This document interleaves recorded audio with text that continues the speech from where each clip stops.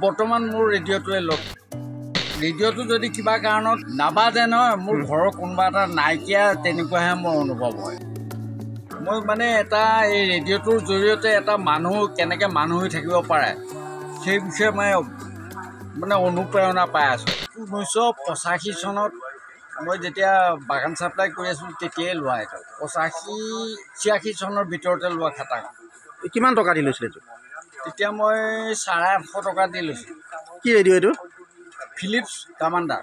ৰেডিঅ'টোৱে আপোনাৰ মানে লগ এতিয়া আপোনাৰ? বৰ্তমান মোৰ ৰেডিঅ'টোৱে লগ খাটাং। মানে ভুল নাই তাত, কোনো ভুল নাই, ৰেডিঅ'টোৱে মোৰ লগ। আপোনাৰ মানে এতিয়া ধৰক ৰেডিঅ' এতিয়া ইণ্টাৰনেট আহিল কিবা আহিল কিন্তু ৰেডিঅ'টো আপুনি কিয় মোৰ হেৰিব পৰা নাই? মই মানে এটা এই ৰেডিঅ'টোৰ জৰিয়তে এটা মানুহ কেনেকৈ মানুহ হৈ থাকিব পাৰে সেই বিষয়ে মানে অনুপ্ৰেৰণা পাই আছোঁ। মানুহ হিচাপে জীয়াই থকা অনুপ্ৰেৰণা পোৱাটো খাটাং, একদম ভুল নাই। এতিয়া ধৰক বিভিন্ন ধৰণৰ টিভি চেনেল ওলাল, কিবা ওলাল বা বাতৰি বিভিন্ন ধৰণৰ ওলাল। ইয়াত আপোনাৰ ৰেডিঅ'ৰ যিবিলাক বাতৰি দিয়ে সেইবিলাক মানে একে নিৰ্ভুল আৰু হুলস্থুল নোহোৱা বাতৰি দিয়ে বুলি ভাবে নেকি? খাটাং খাটাং নিৰ্ভুল, মানে নিৰ্ভৰযোগ্য আৰু কোনো তাত আজ নাই, সেই ধৰণৰ বাতৰিয়ে মোক সন্তোষ দি আছে। আৰু ৰেডিঅ'টো যদি কিবা কাৰণত নাবাজে নহয় মোৰ ঘৰৰ কোনোবা এটা নাইকিয়া তেনেকুৱাহে মোৰ অনুভৱ হয়। তাৰমানে ৰেডিঅ'টোৱে মোৰ একে জীৱন সংগী হৈ আছে বৰ্তমান খাটাং। এতিয়া নতুন প্ৰজন্মই ধৰক ৰেডিঅ' আঁতৰাই দিলে, চিনিয়ে নোপোৱা হ'ল, আপুনি কি ক'ব? এইটো আচলতে এইটো মানে তেওঁলোকৰ নৈতিকতাৰ এই স্খলনৰ কাৰণেহে এই ৰেডিঅ'টোক সেৱা জ্ঞান কৰিছে বুলি মই হ'লে ভাবি ল'ম খাটাং। মানে ৰেডিঅ'টো কি জ্ঞানৰ ভাণ্ডাৰ বুলি? জ্ঞানৰ ভাণ্ডাৰ খাটাং। ৰেডিঅ' জ্ঞানৰ ভাণ্ডাৰ ন? হয়। আপুনি মানে এইটো কি প্ৰগ্ৰেম এতিয়া দি থাকে? ৰাতিপুৱা শোৱাৰ পৰা উঠিয়েই দেহ বিচাৰ গীত দিলে, তাৰপিছত দিলে সফুৰা,